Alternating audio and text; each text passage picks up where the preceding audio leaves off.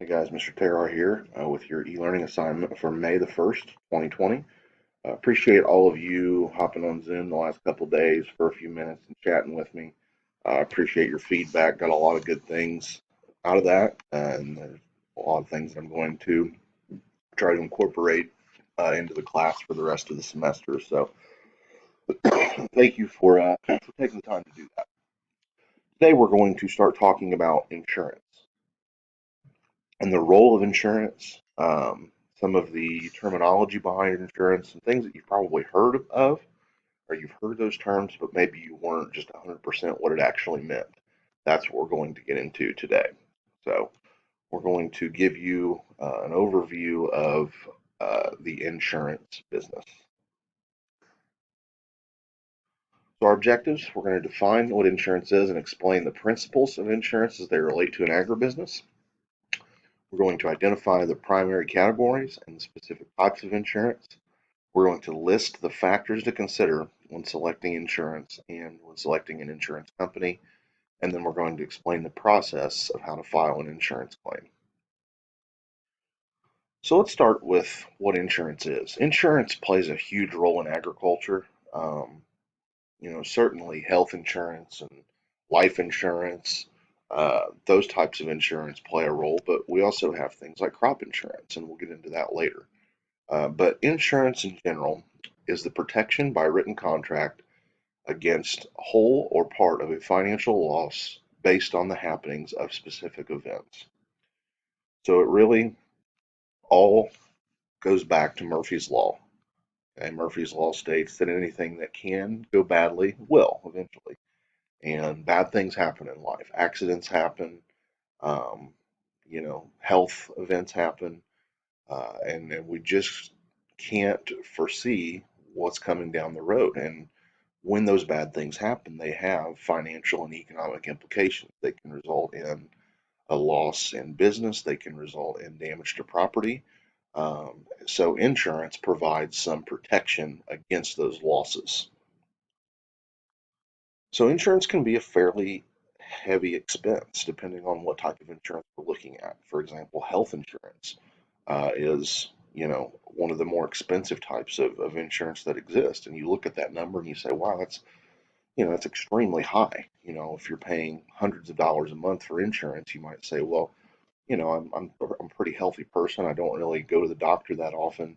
Uh, is it really worth paying all that money every month? Well, you know, all it takes is one visit to the hospital. Let's say, you have an issue where you have appendicitis and you need to get your appendix removed. Very common, health issue that many people face. A visit to the emergency room, admission to the hospital, and a surgery, and maybe potentially a day or two stay in the hospital, you're looking at tens of thousands of dollars. And without insurance, you're left holding the bill, and you're responsible for paying 100% of that bill. A lot of people don't have, that kind of extra income laying around for a high medical bill like that. That's where insurance is valuable because insurance can step in and take on the bulk of that financial burden. The main role of insurance is to protect against major financial losses. Insurance is a safety net. Okay, basically, it's limiting the amount of money that you can lose if an unforeseen event were to happen. So agribusinesses should evaluate what can be covered without insurance. Now, there's some things that we can protect all in our agribusiness without using insurance. We talked about price protection last semester and the different types of commodity contracts that exist. Well, you can use those contracts as a way to protect against losses and not have to pay an insurance premium as a result. So, if something can be protected without insurance, then by all means it should, but there's some situations where insurance has to be used. Overinsuring is buying insurance coverage of a value higher than the value of the item being insured, and this is illegal. States, most states have specific laws that forbid the insured from collecting from more than one insurance company for the same covered loss. So Basically, this is insurance fraud if you were to do this. And it's very easy to regulate now. Back in the old days where things weren't so highly monitored via technology, you could get by with this. But basically, if you were to, let's say that you have a car, you drive a Chevy Impala, okay, and you were to purchase an insurance policy from both State Farm and Geico, and that car was insured by two different insurers and two different insurance companies, and you went and you wrecked that car and you received an insurance claim payout from both those companies, that would be overinsuring. That would be illegal. So any given item, okay, can only be insured by one insurance company.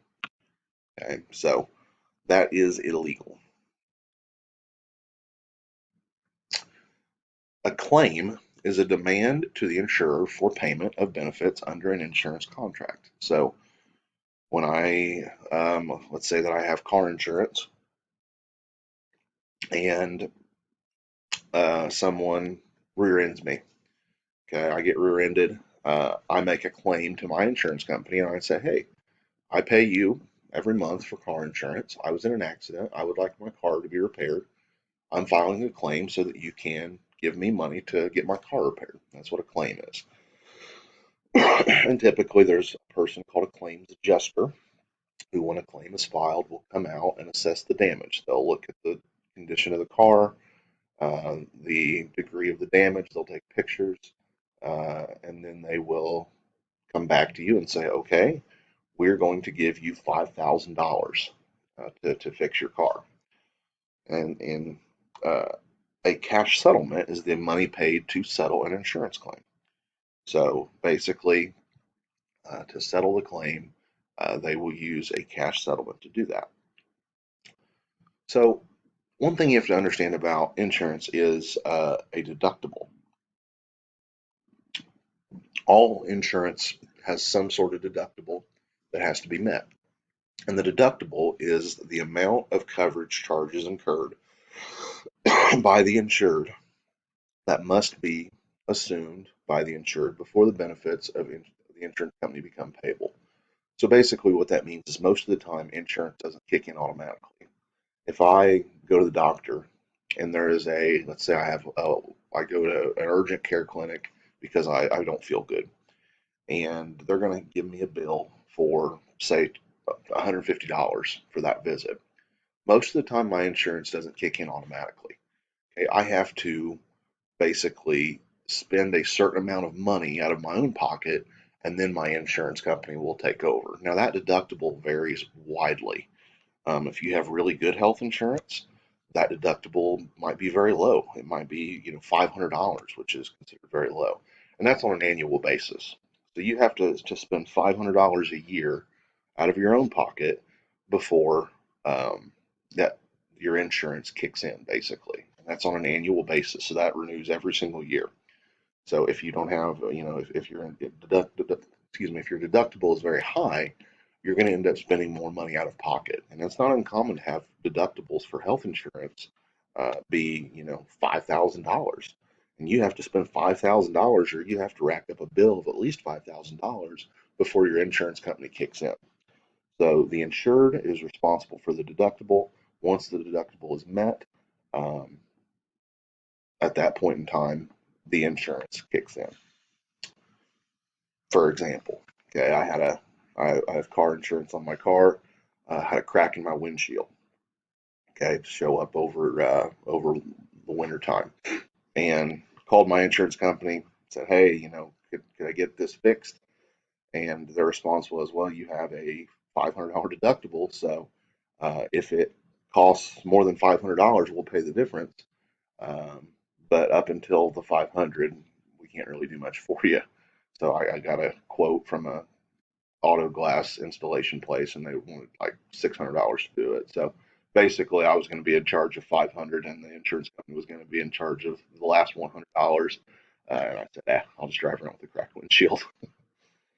Um, Co-insurance is a policy provision by which the insured and the insurer share the covered loss. So basically, with coinsurance, the higher the deductible the purchaser is willing to bear, the lower the premium will be. So the premium refers to the amount of money that you pay for the insurance. The deductible, as we said, is the amount that you have to cover before your insurance kicks in. So those two kind of have an inverse relationship.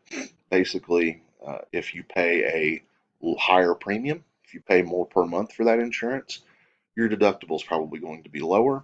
And if you pay a lower premium per month, your deductible is going to be higher.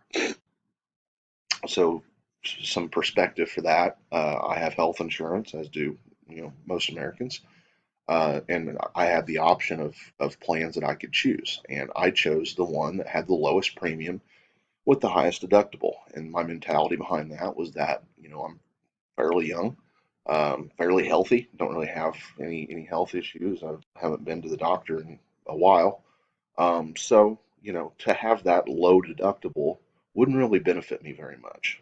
It makes more sense for me to pay lower premium to have the protection, but to have that deductible be higher.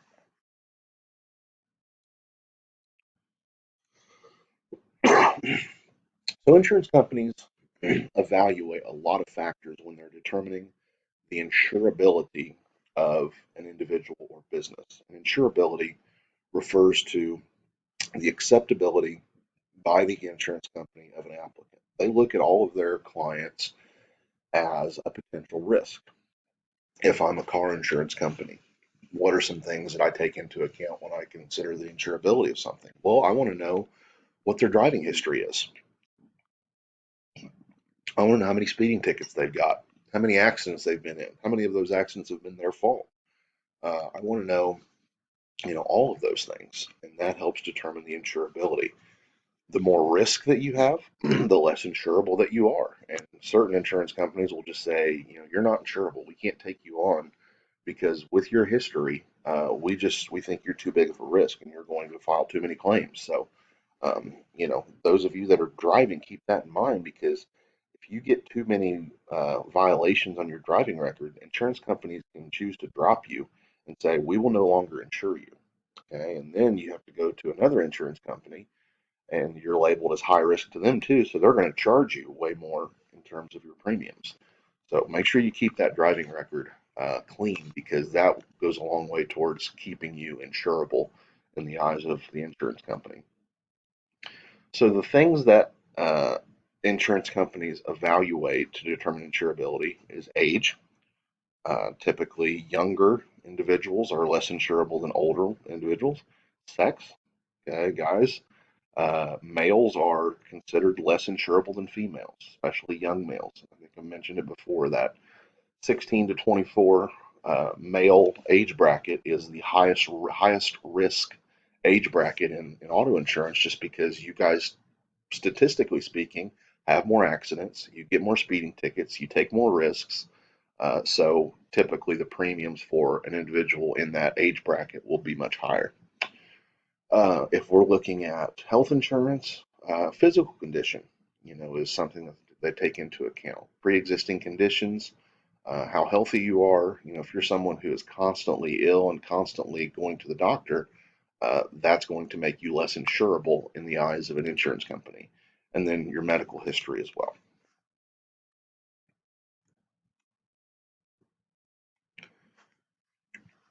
So that's when we're looking at an individual. If we're looking to insure a business, obviously we don't evaluate a business for health or we don't evaluate a business for their driving history. But with a business, we're looking at their location. Location could determine, the type of climate that exists there, the amount of traffic they're going to get, the amount of crime that exists in that location, the type of business. Does that business have inherent risk to it? For example, if um, if you own and operate a farm, there's a lot of danger there. There's a lot of potential hazards that exist.